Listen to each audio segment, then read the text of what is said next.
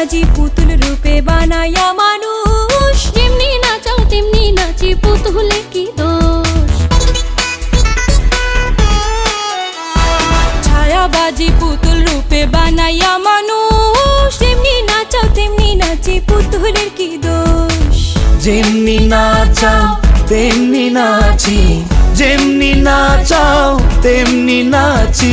তুমি খাওয়াইলে আমি খাই, আল্লাহ তুমি খাওয়াইলে আমি খাই। এই যে দুনিয়া, এই যে দুনিয়া